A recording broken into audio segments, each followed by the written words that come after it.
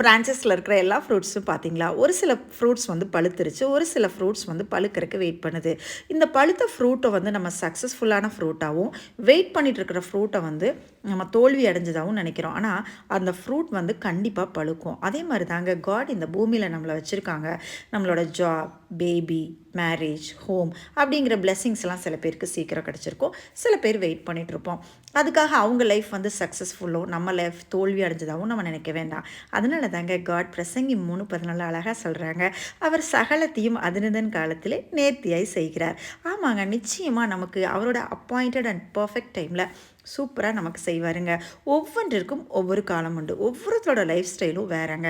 அதனால் இதை குறித்து நம்ம கவலைப்படாமல் நம்ம காட் கொடுக்க போகிற சக்ஸஸ்ஃபுல் லைஃபுக்காக வெயிட் பண்ணலாங்க.